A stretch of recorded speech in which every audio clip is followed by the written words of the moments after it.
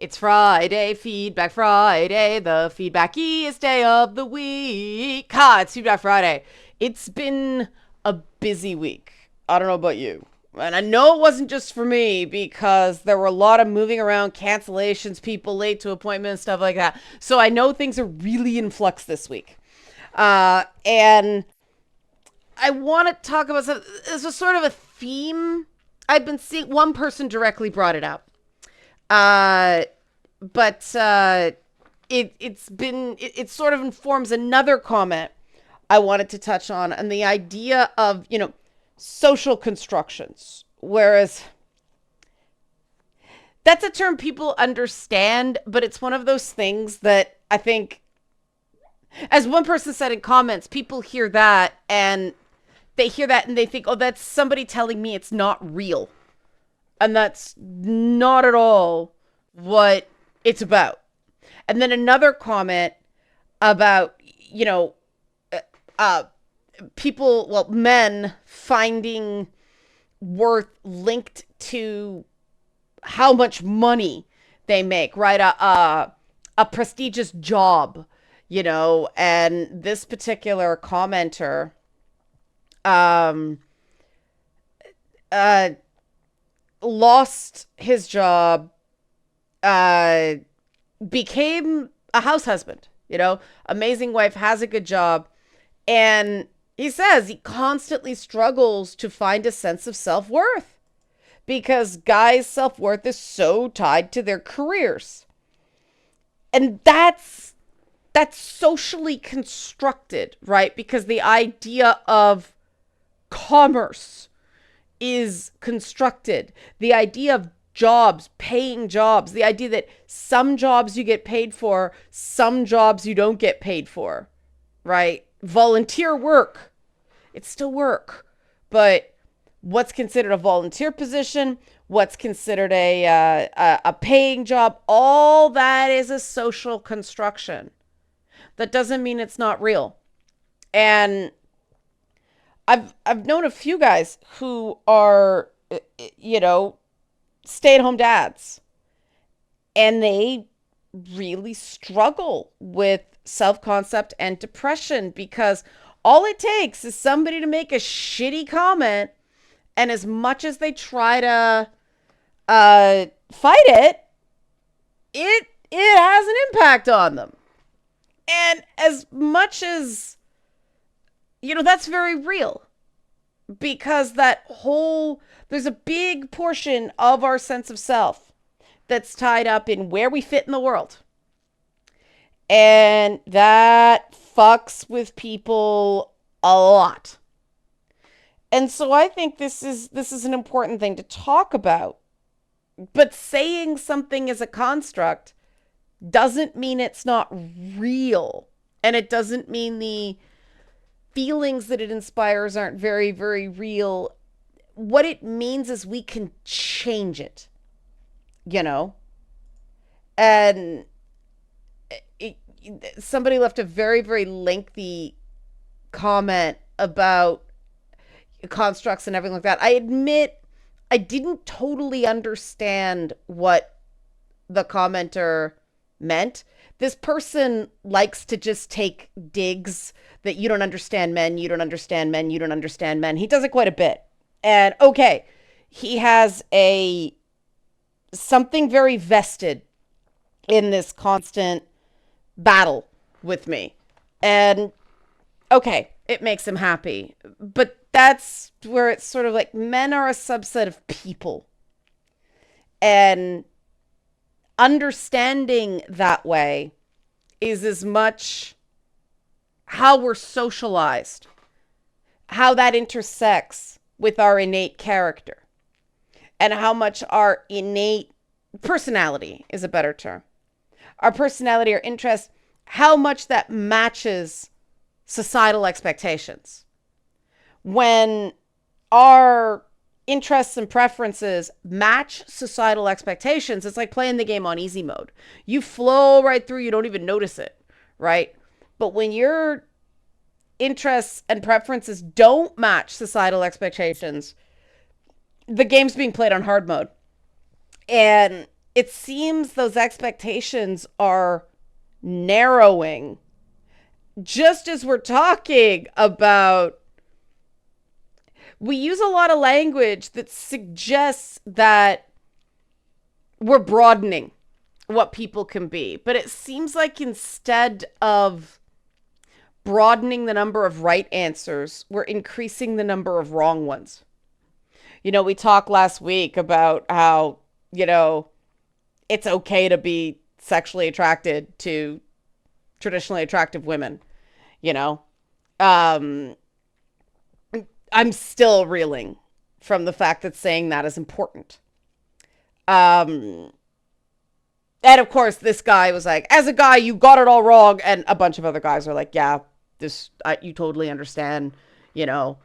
One person said, based on the name, I'm assuming it's a guy, it's Manly Monday. It's like you're speaking directly to me. It's not often I find someone who knows what we're all going through and is willing to talk about it. So there you go, you know. Um, and all that proves is that there's no one perspective. And the reason gender particularly fascinates me is because it's so important, and yet it is the result of somebody deciding that one difference between people, one particular difference in terms of, anatomical sexual dimorphism was so important. It was going to sort aspects of our lives that nothing else does anymore. Not quite. We still have racial prejudice. We still have religious discrimination. We still have, separations between people, but nothing like gender. We used to have racial segregation. We don't on paper anymore, though. You go down to places in the US South, it's like, holy, um, you know, but we still separate based on gender, or some people will hold with their dying breath sex, even though nobody checks that. And that fucks us all up, but it's not the only social construction that fucks us up. It's just the one that is the starkest. And I really do think at the end of the day, it's very important to be individuals first and foremost. And that's why when I pick topics for Manly Monday, or we talk about the stuff on Two Women Talking, we try to look at archetypes and kind of social pressures, like the just fact that because of historical patterns, men are much more, their worth is tied much more to profession, whereas women's worth is much more tied to how conventionally pretty and seemingly, impregnatable she is. It's a disgusting part of humanity on both ends. Because as much as it's ew that there is a lot of worth put in women by, well, that can be a man's spawn someday. That's why the whole thing about the whole horrific language surrounding the I don't even know what to call it, but the protect girls transphobia thing. There doesn't seem to be the same terror rhetoric around boys. It's girls. It's, you may want to have children someday. You may want to reproduce someday. And we make that one of these things that I think biological sciences have improved so rapidly. And we have a global overpopulation problem. You know, adoption is a perfectly valid answer. And I do think that the way that debate is going, it's traumatizing cisgender people who have reproductive issues. It's traumatizing people who don't want to be known, don't want to be just judged on that metric. And I read a really interesting article. It was the history of eunuchs. Why am I reading about this stuff? Don't ask, I'm a nerd. But they talk about how many people are basically modern day eunuchs because they get, castrated for medical reasons, cancer, some other injury, a bunch of other things. You don't hear about them because, my God, shameful. It's this joke, right? And I think it's important to actually think about this stuff because, yeah, there's. How do you even bring that up with a person under our current climate? Like, it should not be a thing that anyone is judged by. And yet, trust me, every year I get over 40 years old, people just comment on, well, it's late for you to have children. Well, you're postmenopausal. Well, you're past your prime. You're this. People just openly talk about that. And every time I'm dealing with that time of the month, I get angry because it's like, and when someone makes a comment during that time of the what, I want to yell, I am currently menstruating. It's just so stupid. But people feel entitled to talk about this shit. And they're probably right now going, that's disgusting. And it's like, these are human realities. If you study living conditions from not that long ago, like we're talking hundreds of years ago, not thousands of years ago, people were living in houses that were very few rooms. Rooms between the boy children and the girl children were separated by a sheet. That's how my stepdad grew up. And, kids were a lot more aware of their parents' nighttime activities. And that's why I find the whole don't sexualize children thing, they're misusing the term. The whole concept of adolescence is not just biological. It's socially constructed. Because if we went strictly by biology, we wouldn't consider a person fully developed until, 25 to 28 years old. The 18 years old is strictly about physical strength.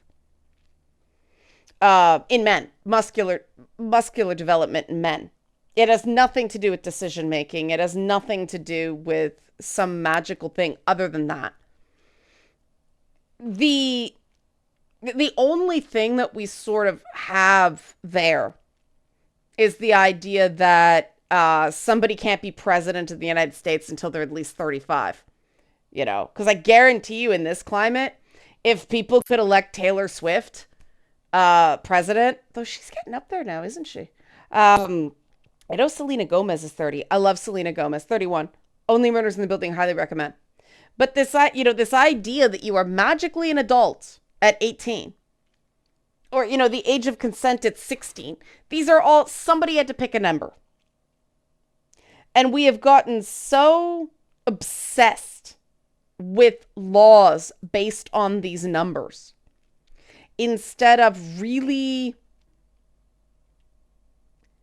using our judgment about the nuance of situations. And, people use the comments of the video I talked about, prejudice, because I brought up the Russell Brand thing and the Bill Maher thing, and people used it to debate that. And more and more, I am in a unique position with that stuff because I've just had people lie about me and people believe them. And so I'm slower than most to make a decision. I completely understand why some people jump to conclusions, but I do agree with the commenters that said, innocent until proven guilty. The problem there is I have also been in a situation where there is a lot of lawful but awful behavior. And because it's legal, victims are punished because they break.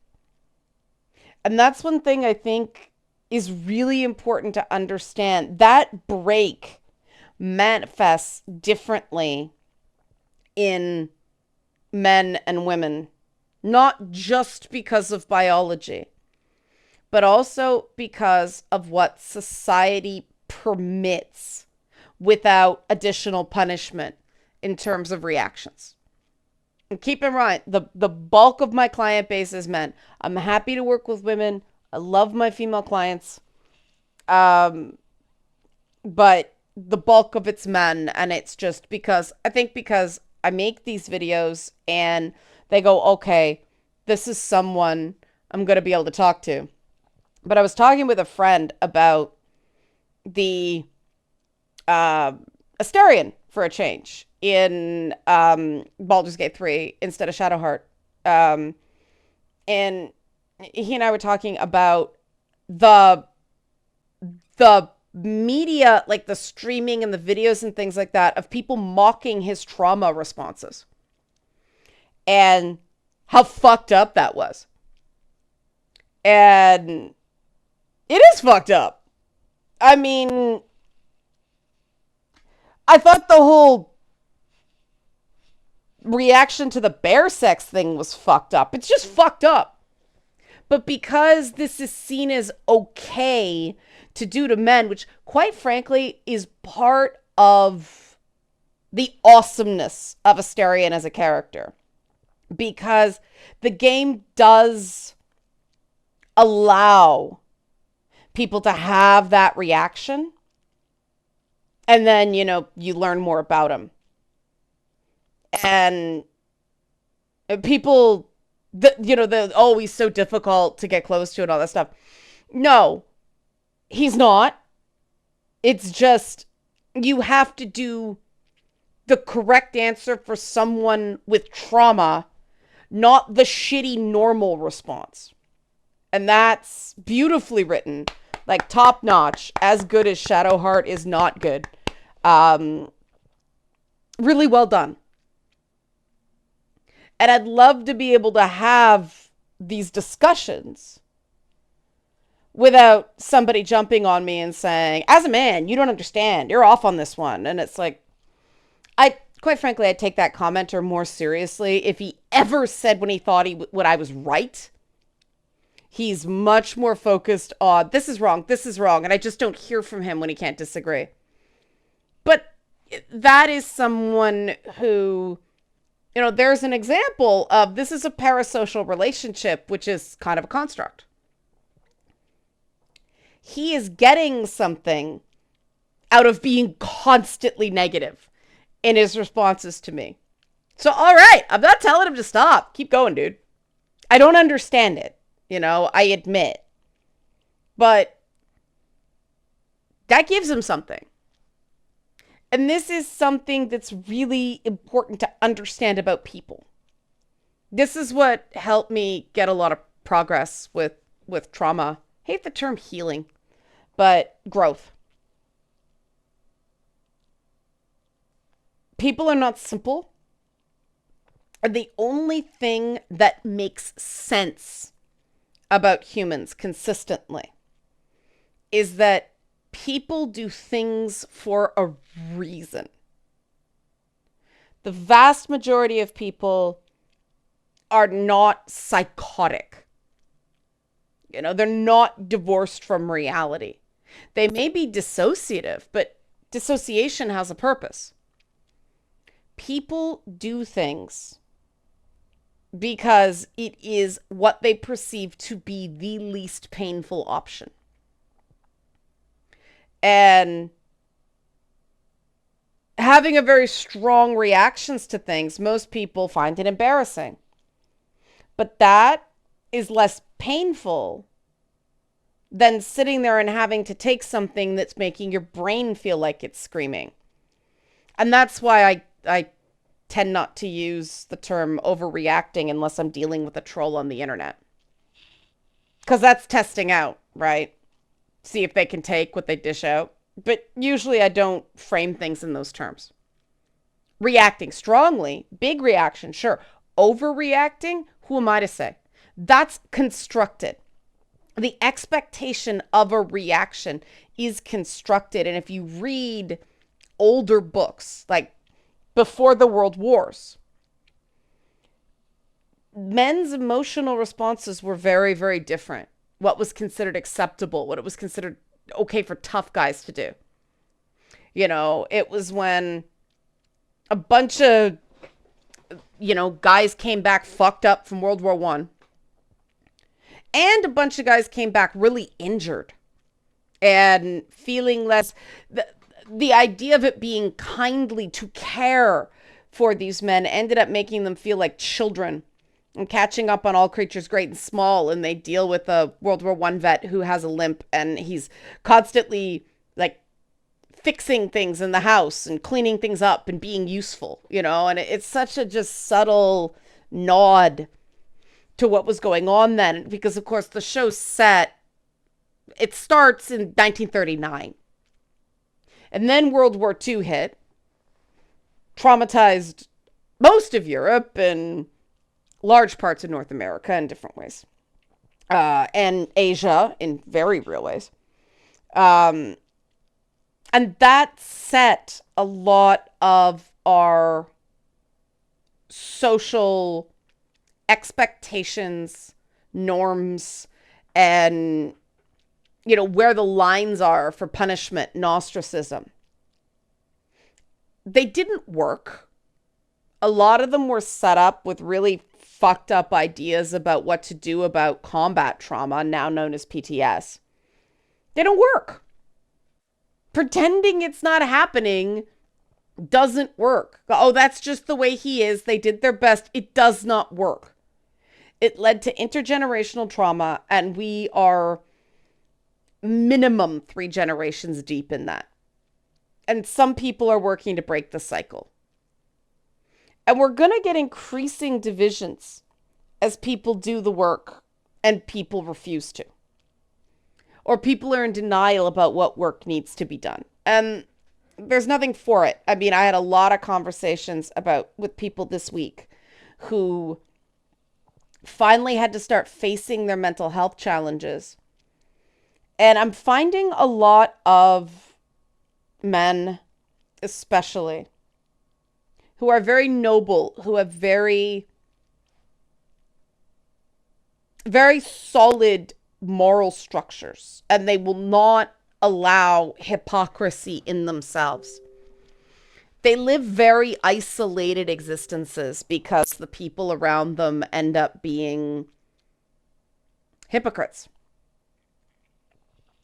And, part of the idea of starting the men's group is so at least those guys can talk to each other, right? Like,